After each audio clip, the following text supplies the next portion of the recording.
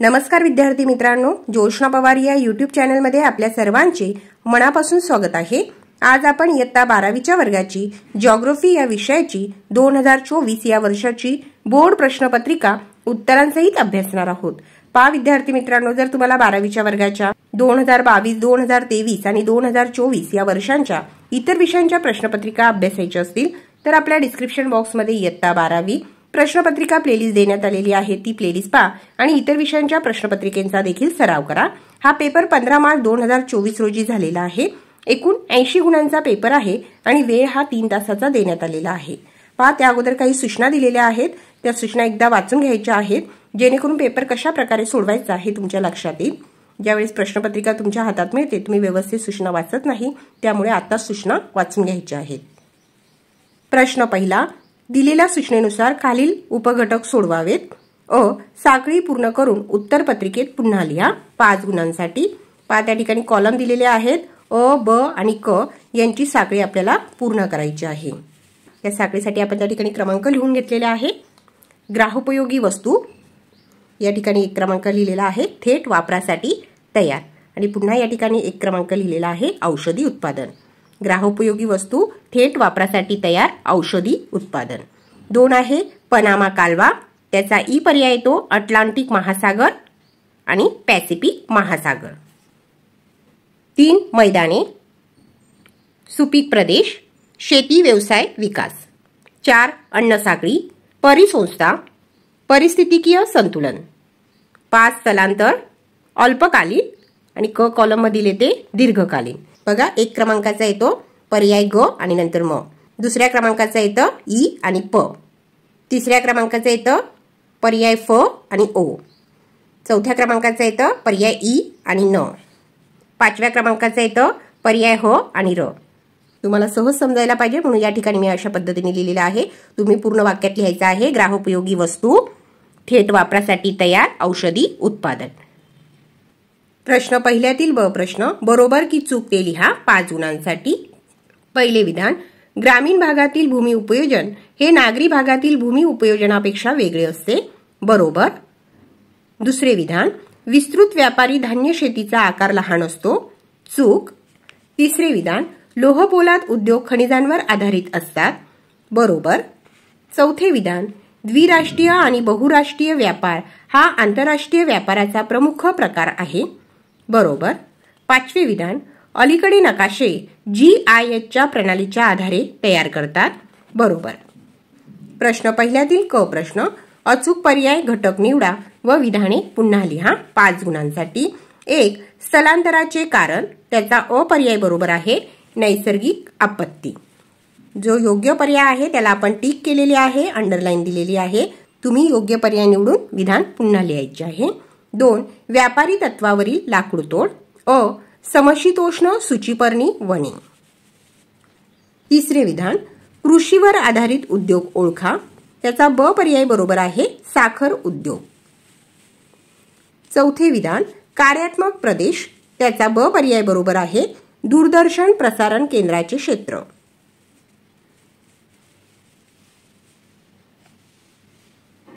5वे विधान, ज्यामध्ये 17 खंडांचा समावेश आहे असा भूगोल विषयाच्या माहितीचा ज्ञानकोश, त्याचा अ पर्याय बरोबर आहे, जिओग्राफिका।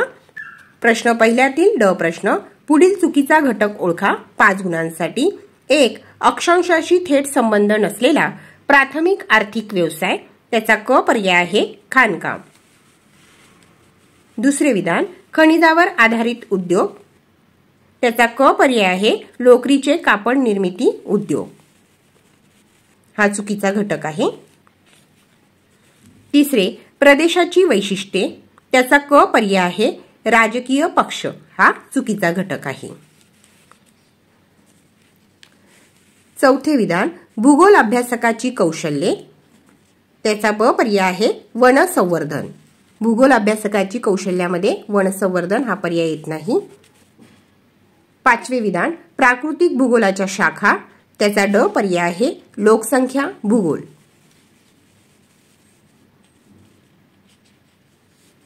कारण प्राकृतिक भूगोलाच्या शाखा आहे भूशास्त्र, मृदाशास्त्र आणि हवामानशास्त्र।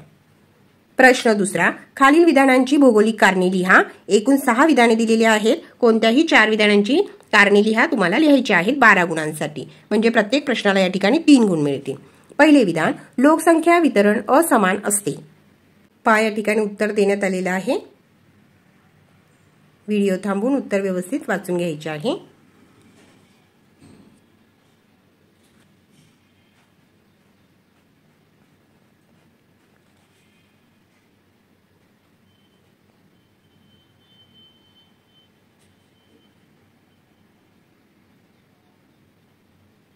दुसरे विधान, लोकसंख्येतील साक्षरतेचे प्रमाण हे देशाच्या आर्थिक व सामाजिक विकासाचे द्योतक असते। या ठिकाणी उत्तर देण्यात आलेलं आहे।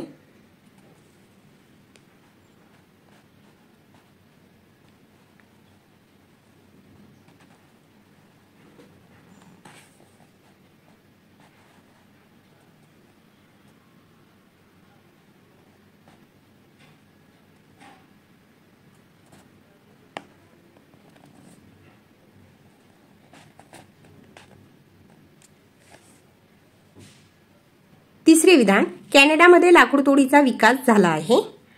या ठिकाणी उत्तर देण्यात आलेलं आहे।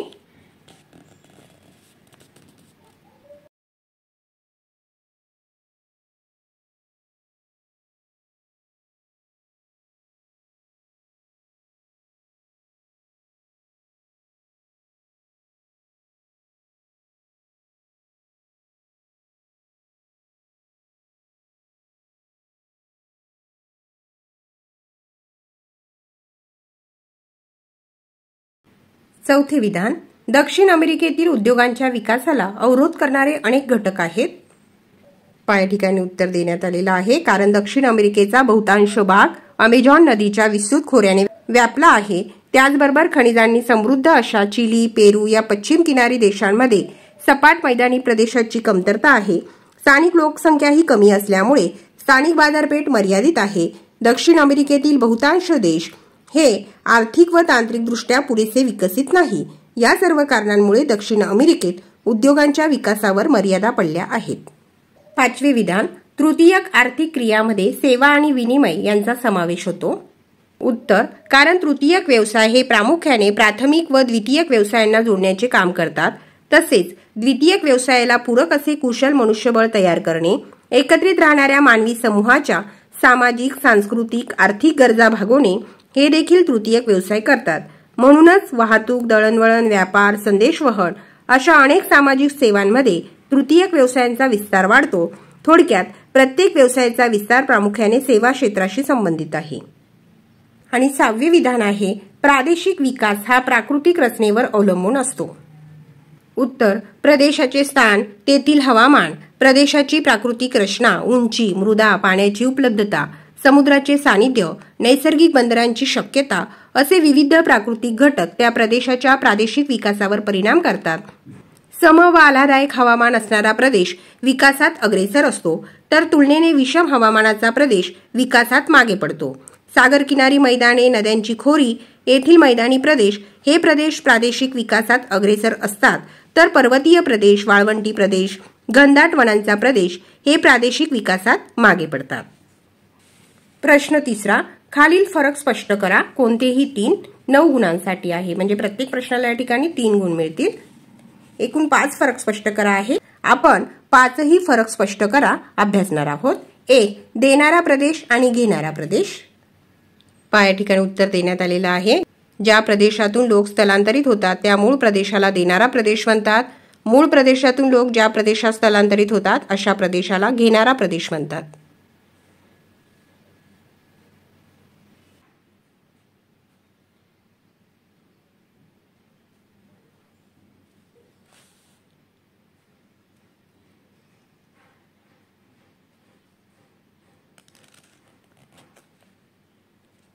दुसरे आहे केंद्रित वस्ती आणि विखुरलेली वस्ती।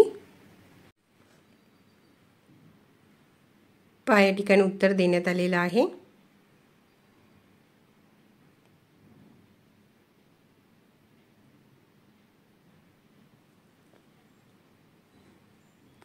तिसरे आहे खाणकाम व मासेमारी। या ठिकाणी उत्तर देण्यात आलेलं आहे। हा प्रश्न सप्टेंबर 2021 मध्ये देखील विचारण्यात आलेला आहे। खाणकाम हा एकमेव प्राथमिक व्यवसाय आहे जो अक्षय ऊर्जा अथवा हवामान या घटकाशी निगडित नाही आणि मासेमारी अनेक भागात पारंपरिक पद्धतीने दर्यावर्दी लोकांची संस्कृती विकसित झाली।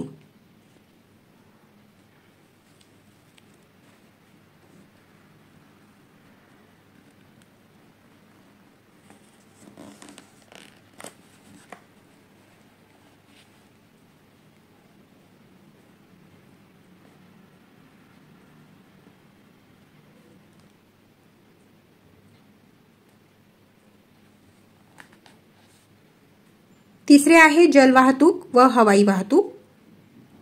या ठिकाणी उत्तर देण्यात आलेलं आहे। जलवाहतूक हा एक सर्वाधिक महत्त्वाचा तृतीयक व्यवसाय आहे। हवाई वाहतुकीचा सर्वाधिक वेग हा एक महत्त्वाचा गुणधर्म आहे।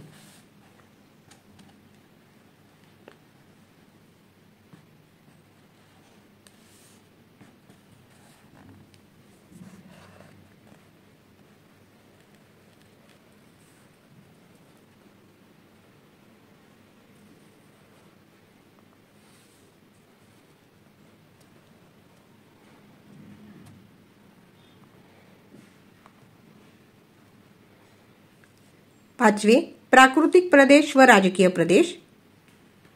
हा प्रश्न सप्टेंबर 2021 मध्ये देखील विचारण्यात आलेला होता।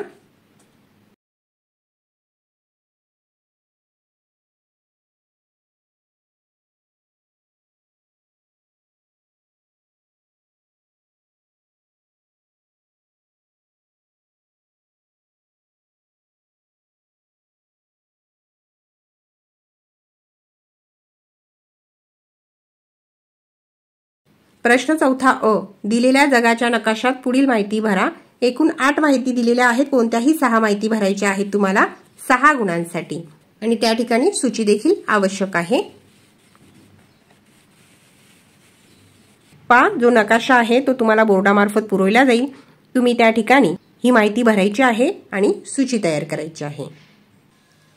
विद्यार्थी मित्रांनो, या प्रकारे नकाशा भरायचा आहे आणि सूची तयार करायची आहे। 1. ऑस्ट्रेलियातील जास्त लोकसंख्येचा प्रदेश या ठिकाणी आपण दाखवलेले आहे। 2. भारतातील सर्वाधिक लिंग गुणोत्तर असलेले राज्य केरळ। मग अशा पद्धतीची त्या ठिकाणी सूची दाखवायची आहे। 3. डॉगर बँक मत्स्य क्षेत्र।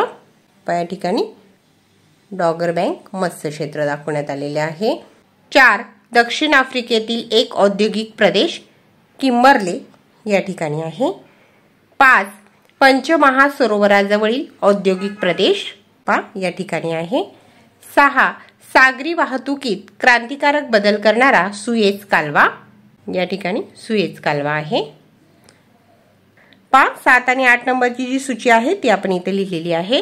भारतातील एक आंतरराष्ट्रीय विमानतळ मुंबई या ठिकाणी आहे। 8. पनामा सामुद्रधुनी या ठिकाणी आहे। कोणत्याही 6 माहिती भरायच्या आहे, 6 सूची तयार करायची आहे। त्या ठिकाणी तुम्हाला 6 गुण मिळतील।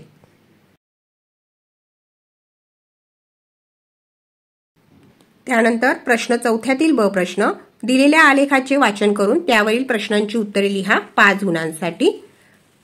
आलेख देण्यात आलेला आहे। प्रौढ साक्षरता दर वर्ष 2016। उत्तर आफ्रिका आणि पश्चिम आशिया त्यातील स्त्री पुरुष यांच्या साक्षरतेचा दर देण्यात आलेला आहे। दक्षिण आशिया। तिसरे सहारा वाळवंटाच्या दक्षिणेकडील आफ्रिकी देश। सूची आणि त्यावर आधारित प्रश्न प्रश्न पहिला, कोणत्या देशाचा स्त्री प्रौढ साक्षरता दर खूप कमी आहे? उत्तर आहे दक्षिण आशिया। 2. दिलेल्या 3 प्रदेशात प्रौढ साक्षरता दरात पुरुषांची टक्केवारी अधिक असण्याचे कारण काय असावे? उत्तर आहे पुरुष प्रधान संस्कृती, त्यामुळे पुरुषांची टक्केवारी अधिक आहे। तिसरे, 2016 मधील प्रौढ साक्षरता दरात सहारा वाळवंटी प्रदेशात स्त्री पुरुष टक्केवारी कमी का आहे? कारण विकासाचा अभाव। चौथे, आलेखातील स्त्री प्रौढ साक्षरता दराविषयी स्वमत लिहा। उत्तर आफ्रिका आणि पश्चिम आशिया हे विकसित देश आहेत, म्हणून स्त्री साक्षरता अधिक आहे। 5वा प्रश्न, आलेखातील कोणता देश सामाजिक दृष्ट्या प्रगत असेल? त्याचे उत्तर आहे उत्तर आफ्रिका आणि पश्चिम आशिया। प्रश्न 5वा, खालीलपैकी संक्षिप्त टिपा लिहा। 5 पैकी कोणत्याही 3 टिपा लिहायच्या आहेत 12 गुणांसाठी, म्हणजे प्रत्येक टिपा लिहायला या ठिकाणी 4 गुण मिळतील। पहिली टीप आहे नागरी वस्त्यांचे कार्याधारित प्रकार। दुसरी टीप आहे स्थानमुक्त उद्योग, आपण दुसरी टीप अभ्यासू। या ठिकाणी टीप देण्यात आलेली आहे उद्योगाच्या स्थानिकरणावर कच्च्या मालाची उपलब्धता आणि त्याचे स्वरूप, पक्क्या मालाचे स्वरूप आणि बाजारपेठेचे सानिध्य, हवामान, पाण्याची उपलब्धता यांसारखे प्राकृतिक घटक, भांडवल, तंत्रज्ञान, कुशल मनुष्यबळ यांसारखे आर्थिक घटक आणि शासनाचे प्रोत्साहनपर शासकीय धोरण हे घटक परिणाम करतात।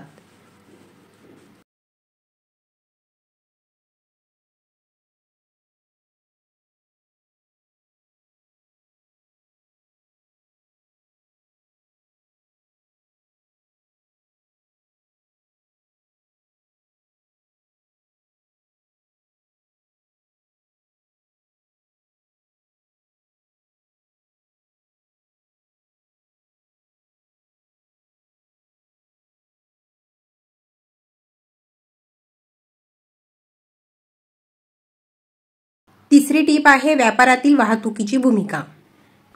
या ठिकाणी उत्तर देण्यात आलेलं आहे कच्चा माल उद्योगधंद्याच्या ठिकाणी आणण्यासाठी व तयार झालेला पक्का माल बाजारपेठेत पाठवण्यासाठी वाहतूक आवश्यक असते। वाहतुकीच्या खर्चाचा उद्योगधंद्यांच्या स्थानिकीकरणावर व विकासावर परिणाम होतो। रस्ते, लोहमार्ग, जलमार्ग, हवाई मार्ग हे वाहतुकीचे मार्ग आहेत। या सर्व मार्गात जलमार्गाने होणारी वाहतूक कमी खर्चाची असते, त्यामुळे धातू, खनिजे, कोळसा, कच्चे खनिज, तेल यांची वाहतूक प्रामुख्याने जलमार्गाद्वारे केली जाते। साहजिकच अनेक उद्योग हे नैसर्गिक बंदराजवळ स्थायिक झालेले दिसतात। असाच प्रभाव देशांतर्गत उद्योगाच्या स्थानिकीकरणावर होताना दिसतो। जेथे अंतर्गत जलवाहतूक उपलब्ध आहे तेथे उदाहरणार्थ पंचमहासरोवरांचा प्रदेश उद्योगांच्या विकासावर खूप मोठा प्रभाव पडतो। जलमार्गानंतर लोहमार्ग हे उद्योगांच्या स्थानिकीकरणावर आणि विकासावर प्रभाव पाडतात। विशेषतः जेथे 2 किंवा अधिक रेल्वे मार्ग एकत्र येतात अशा रेल्वे जंक्शन जवळ उद्योग स्थायिक झालेले आढळतात, जेणेकरून त्या उद्योगांना लागणारा सर्व प्रकारचा कच्चा माल, मनुष्यबळ, यंत्रसामग्री सहजतेने त्या ठिकाणी पोहोचते। उद्योगातून सामान बाजारपेठेपर्यंत लवकरात लवकर जाणेही आवश्यक असते। त्यामुळेच उद्योग आणि बाजारपेठ यामधील वाहतुकीच्या सेवांचा विकासही तितकाच महत्त्वाचा असतो। चौथी टीप आहे भारतातील प्रादेशिक असमतोल कमी करण्याचे धोरण आणि 5वी टीप आहे भूगोलातील आधुनिक कल। 5 पैकी आपण दुसरी टीप स्थानमुक्त उद्योग, तिसरी टीप व्यापारातील वाहतुकीची भूमिका आणि 5वी टीप भूगोलातील आधुनिक कल या 3 टिपा अभ्यासल्या आहेत। या ठिकाणी टीप देण्यात आलेली आहे भूगोलातील आधुनिक कल।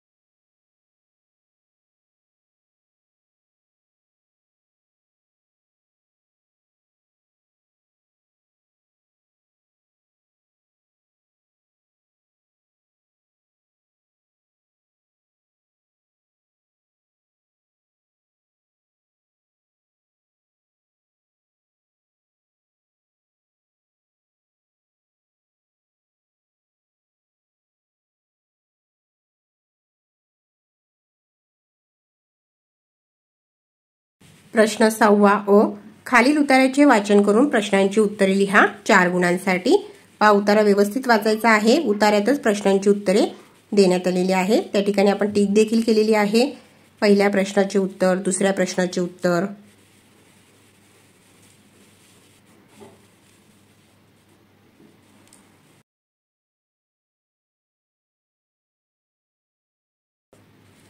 या ठिकाणी प्रश्न देण्यात आलेला आहे। पहिला प्रश्न, आर्थिक प्रेरणा म्हणजे काय? या ठिकाणी उत्तर देण्यात आलेलं आहे सर्वांच्या ठिकाणी सामान्यपणे अस्तित्वात असणारी व सहजपणे सर्वांच्या बाबतीत कार्यकारी करता येण्यासारखी प्रेरणा ही आर्थिक प्रेरणा होय।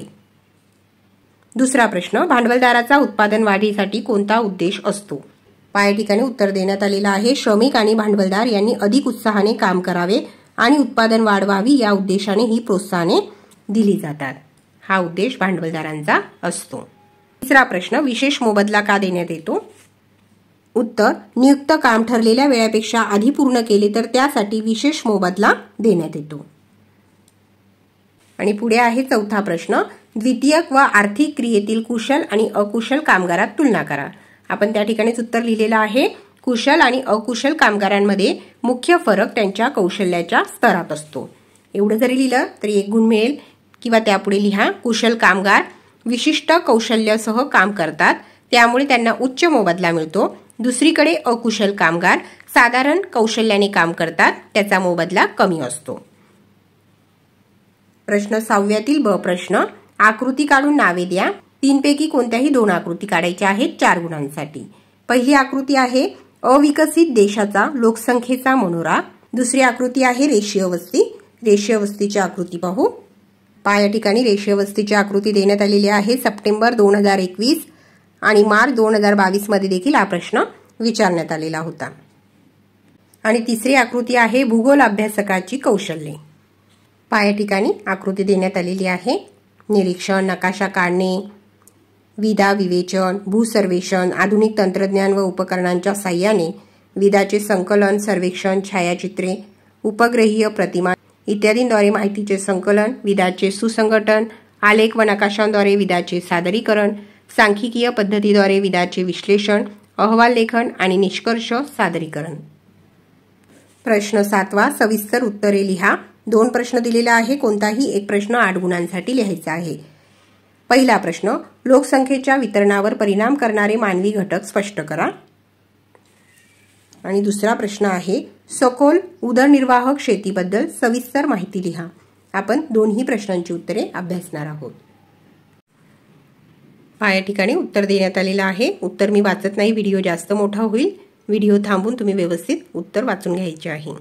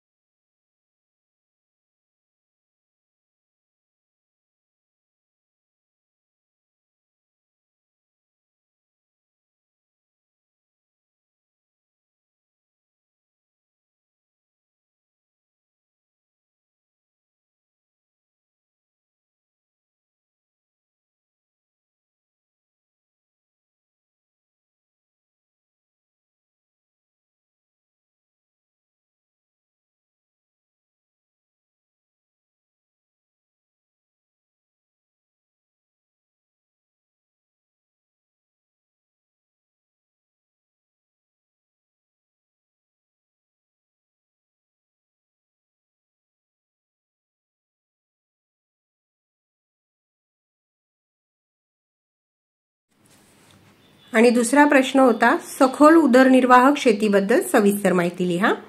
या ठिकाणी माहिती देण्यात आलेली आहे। उदरनिर्वाहासाठी करण्यात येणाऱ्या शेतीला उदरनिर्वाह शेती म्हणतात।